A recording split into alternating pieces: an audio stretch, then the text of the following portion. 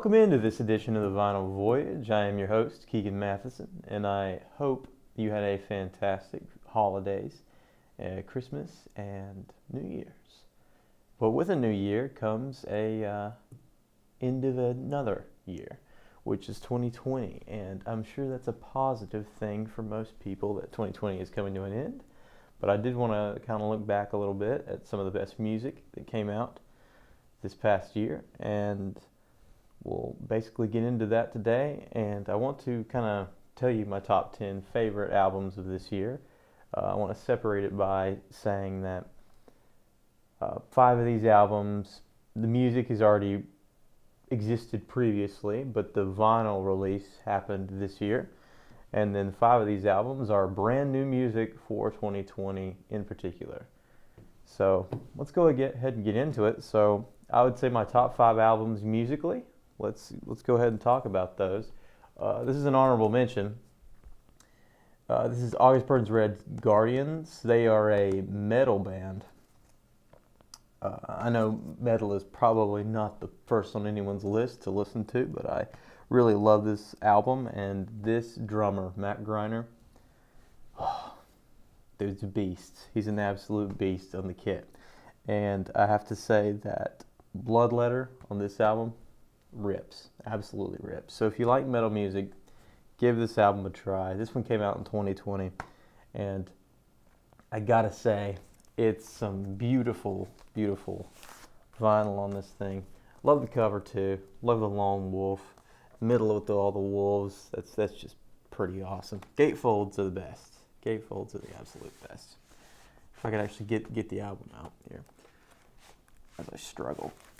But this thing kind of got like a minty green with a black splatter. Absolutely gorgeous. And I mean, the songs match up to the album. Really, it's just as good. I think, in my opinion. I know metal music is not really popular much anymore, but hey, it tickles my fancy, so I thought I could mention it as an honorable mention on my top 5 musical albums of 2020. Okay, continuing on, this is Slift. This is their album Ammon. You could say it multiple ways. It's UMMON, and this album is wacky. It's absolutely wacky. Mostly instrumental.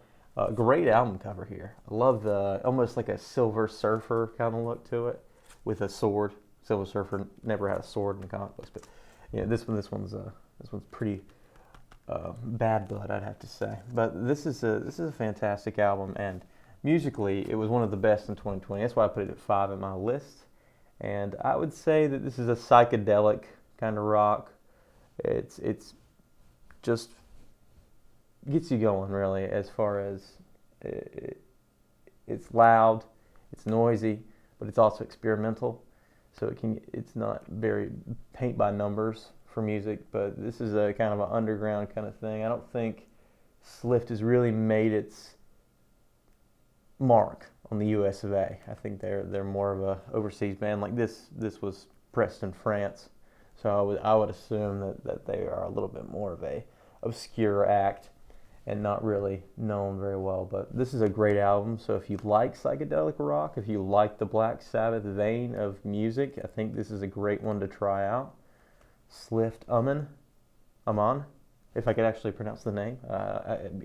Either way, I think you're good at either pronunciation. Anyway, moving on. All right, number 4 on my list this year, we had Sturgill Simpson's Cutting Grass. All right, so a bunch of these songs have already been released in some way or another, like All Around You and Breaker's Roar and Life is Sin, Long White Line. All of those are all songs that were on his albums before, but they just bluegrassed it up on this one. Hence the cutting grass of the wonderful album cover here, and hence this reminds me of Santa Claus 2, where he's like, "Stop saying hints, Dad." But but this is awesome because it's got that John Deere look to the front, and on the inside does not disappoint. I think we got a green one, so I'm not blending in the background. but it's green and yellow. Take my word for it. Fantastic bluegrass album. If you're into bluegrass, absolutely give this a shot. Sturgill Simpson is just one of country music's best right now. I would say he's up there with Chris Stapleton in the level of music that he's making. His newest album is not really country music. If you've listened to any of the newest albums, Sound and Fury, it's more of a, I would say it's more of a rock album. But this album is completely bluegrass, completely stripped back acoustic versions of these songs.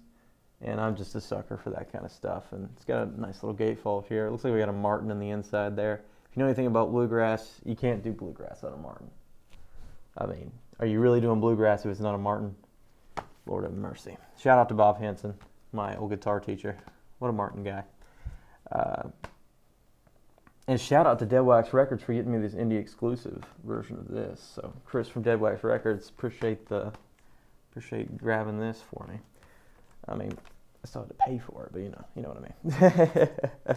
But this is Cutting Grass, Sturgill Simpson, Volume 1. There's going to be a Volume 2 as well, but I felt like this was actually in the year 2020, and Volume 2 has already come out, but you could add it to it if you want to. But I would say that these songs are some of my favorite. All right, moving on. These next records I don't physically have with me, but I'll put them over here. So I'll put them in the ether of. That's the album cover. This album is Jessie Ware.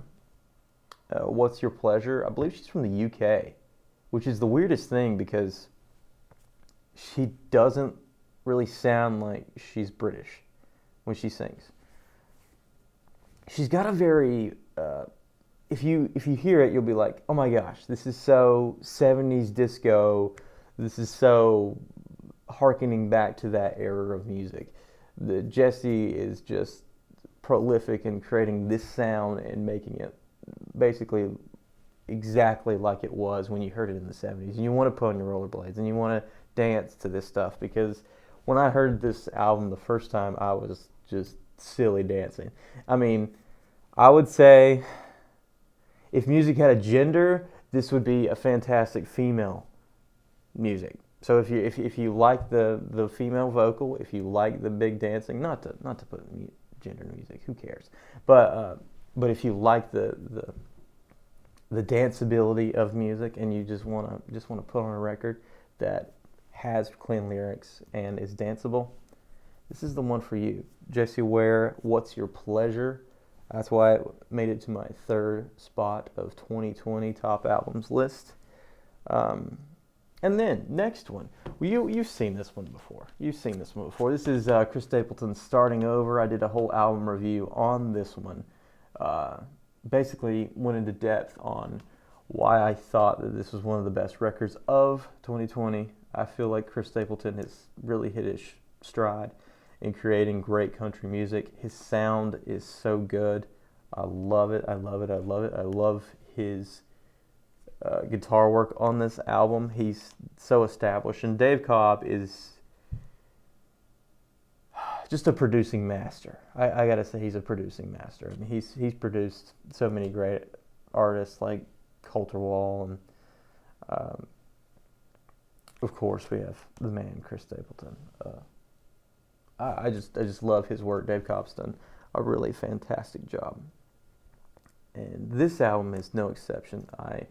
I've already told you about my favorite song on this album, Cold, but if you listen to that track, you'll understand why this is one of the best albums of 2020. It's so beautiful, and I feel like there needs to be about 1,000 covers of that song in particular, because Chris Stapleton absolutely knocks it out of the park with this particular album.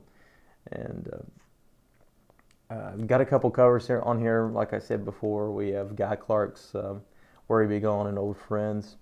And I feel like those don't stand out as, like, when artists do cover songs, they usually those certain songs step above in songwriting, but really they stand alongside any of the songs that Chris has written here.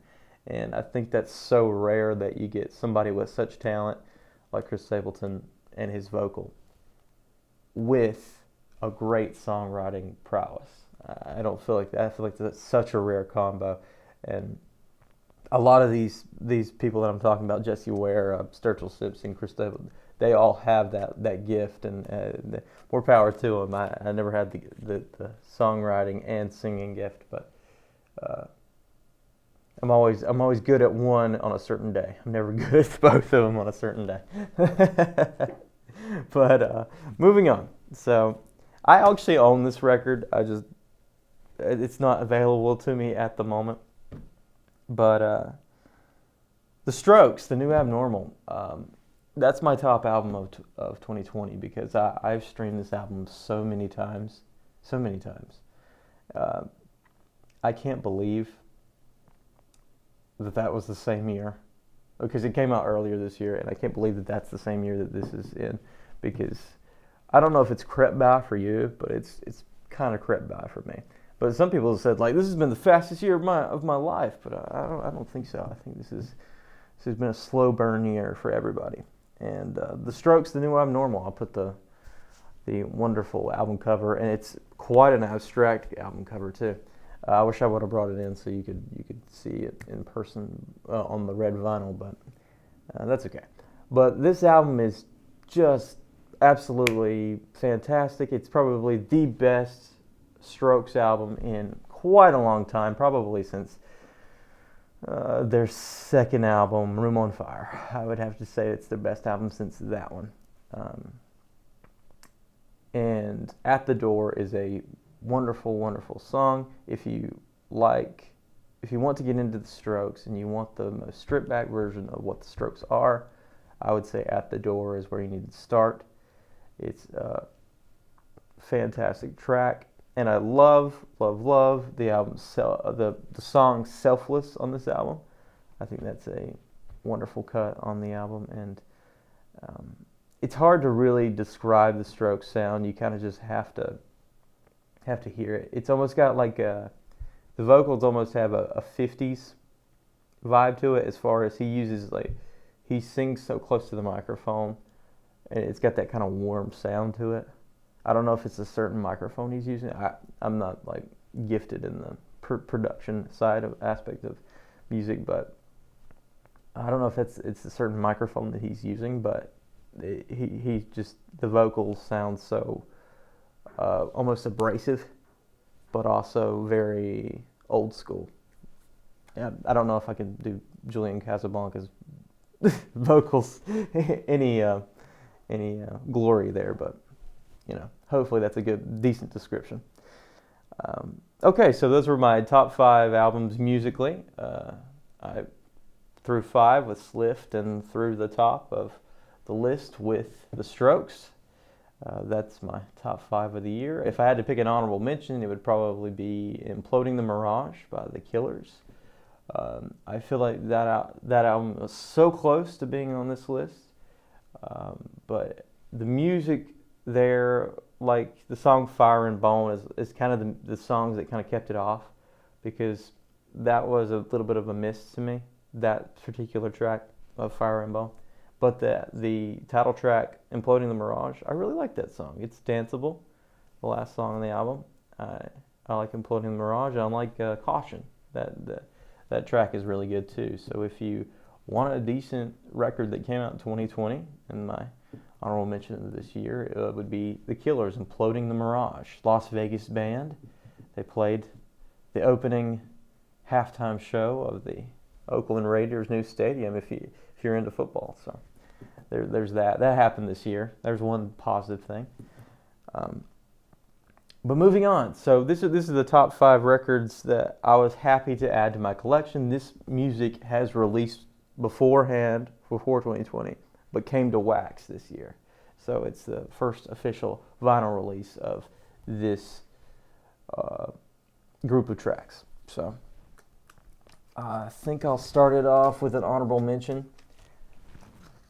So this is a Christmas record. I felt like we needed a Christmas record in 2020. We had such a down year that we needed something holly and jolly, and this was my favorite Christmas record that came out this year. It's Ben Rector's Christmas.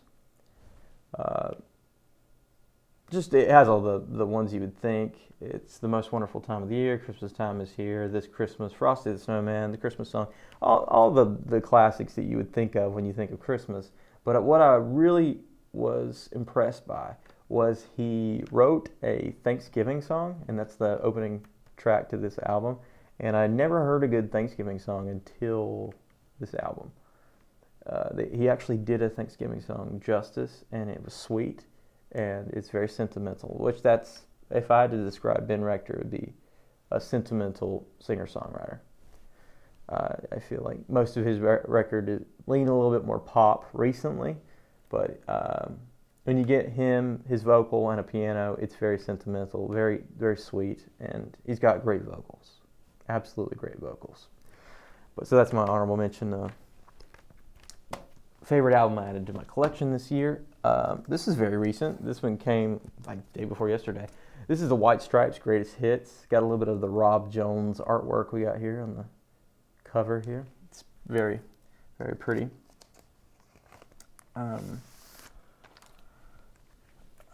Within the back we have Toto. I think it's supposed to be a little bit of a play on The Wizard of Oz, where we have somebody helping with her name. Good Lord. What's the main character? Dorothy. Sorry, Dorothy. And then we have the Tin Man, and we have of course the moon up here, which is just a fantastic Rob Jones moon. He's really known for the moon. I gotta say, in most of the things that he's drawn, I've seen a moon in it. He likes the moon, and here's a little Toto in the background. But anyway, and it's also a gatefold. This is the Third Man Records Vault package. This is the White Stripes Greatest Hits album. And isn't that a cool little thing there? We got the Tin Man and Dorothy. Pretty cool. And it's, even on the inside, it's got like this white stripes look to it, which is cool, even on the inside. And if I could show you, they got a really cool color variant. Because this is all the greatest hits of their career. And it also has B-sides, though. And that's really what sold me on this, because I own all the White Stripes back catalog, all of their albums. So I really didn't need all the songs on the greatest hits, but these B-sides I didn't have. And that's what's on this beautiful Splatter record. And really cool. I really like the B-sides. I think they're some of the best B-sides. There's some that I don't really like Who's a Big Baby? What was Jack thinking when he? I know it's a B-side and he didn't actually release that, but I don't even know if I'd let that see the light of day on a B-side album. Who's a Big Baby? Don't listen to that song. But other than that, it's a fantastic B-sides album, and this album is probably good enough to be an A-side for a lot of bands. A lot of modern bands, I'd have to say, would be happy that this would be their B-side album. Other than Who's a Big Baby, but I'll stop with the Who's a Big Baby hate. But this is a fantastic, one of the best bands of all time, the White Stripes, and I feel like this is no exception. Of course, it's the greatest of their career, and it's good to look back on all they've done and accomplished in music. So I wish they would get back together, but that's probably wishful thinking, and I'm sure that ship has sailed. So moving on. I also love that I got Matt Carney's Until We Meet Again, live and unplugged, which is a fantastic acoustic-based album. Nice and signed here. I was happy to add this to my collection. So happy I got a signed copy. It's just basic black on the inside, but it's all the songs that you would think of when you think of him. Closer to Love, Nothing Left to Lose. All the songs that you've known from Matt Carney, which I don't know if you've actually know many of his songs. He's not super popular, but he's from Oregon songwriter. And he's had a lot of radio play, I would have to say. Nothing Left to Lose you probably heard and you didn't even know it. But this is a beautiful album cover and a beautiful album.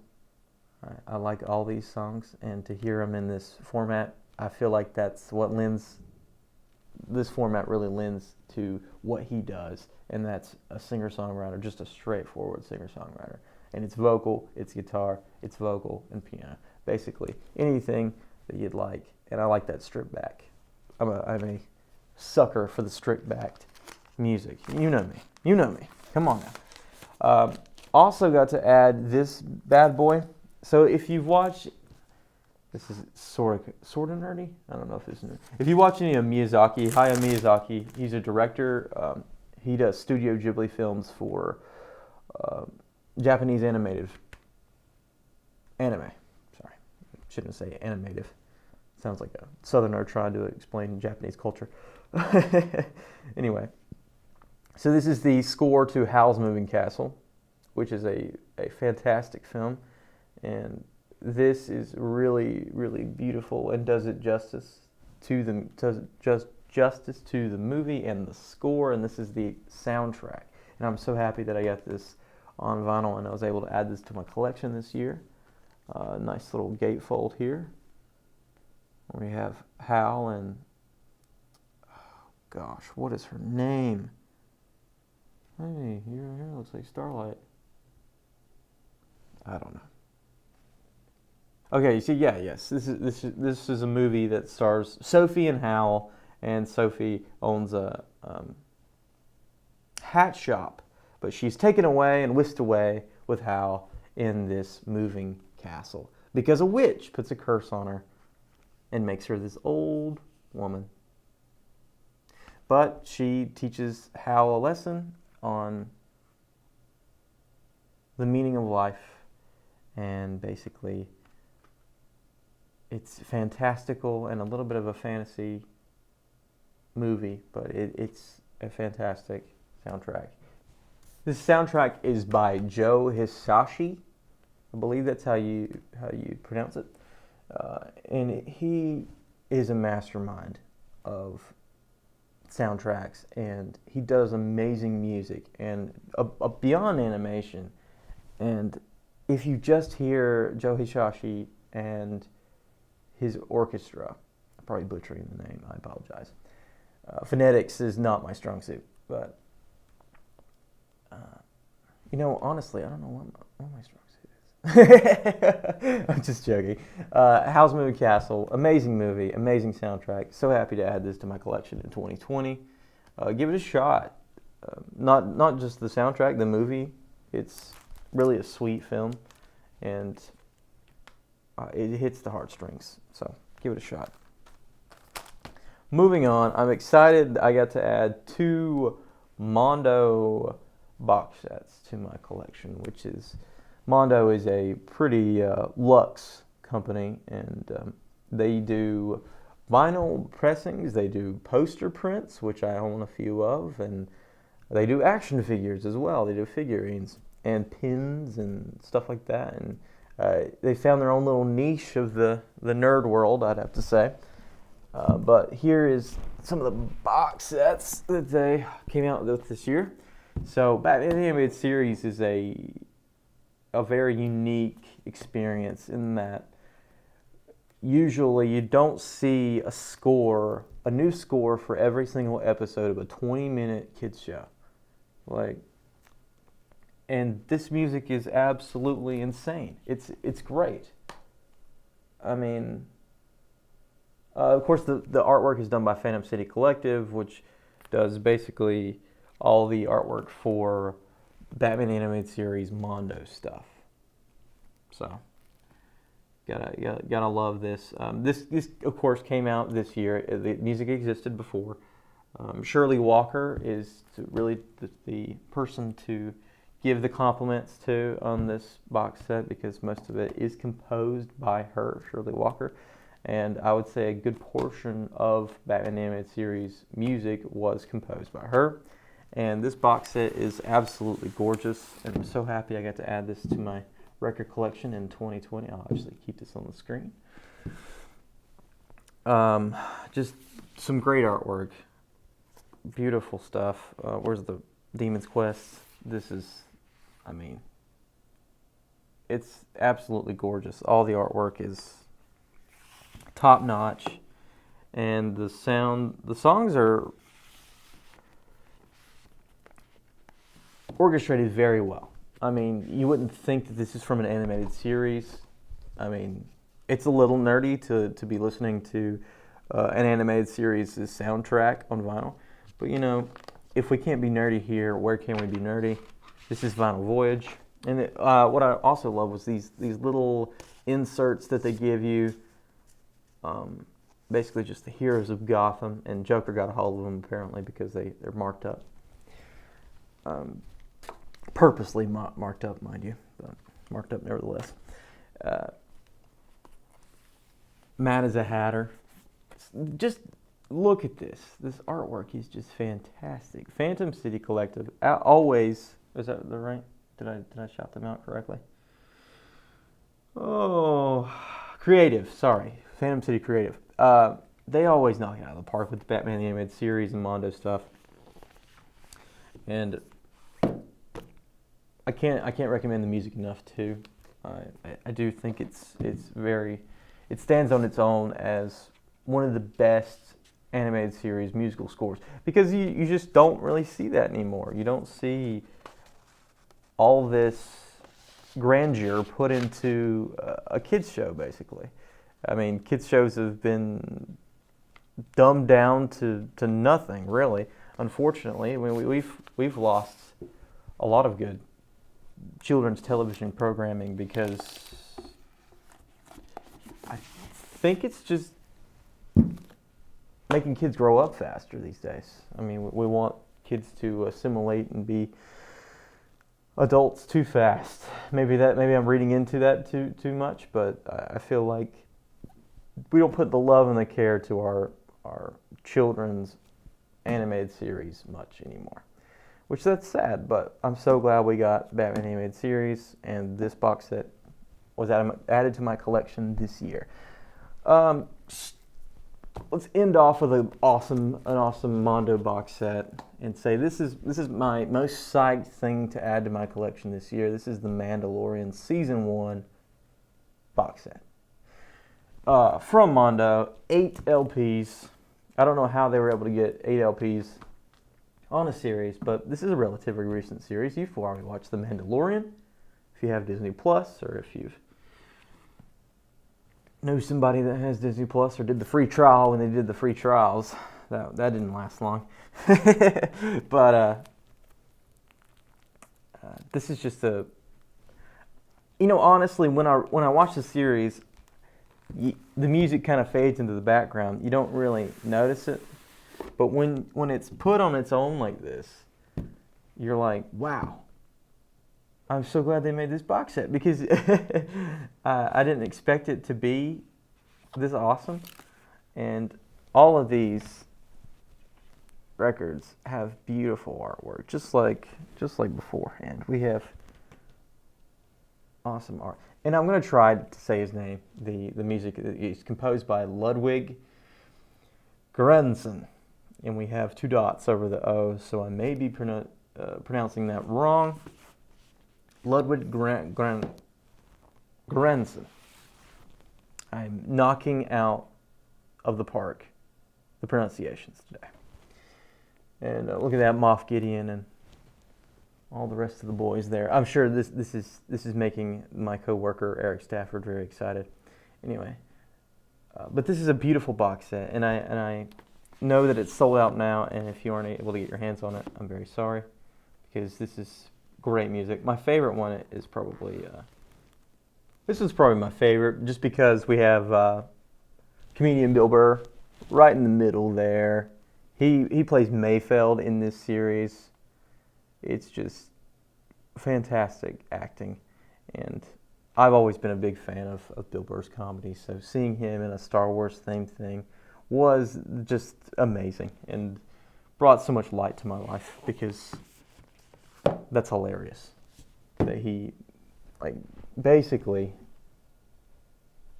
roasted Star Wars and then actually became part of the lore. But hey, so I put this at the top of my list as my favorite thing that I added to my collection in 2020. This came out in 2020, but the music existed a little bit before, so I'm happy I got this one.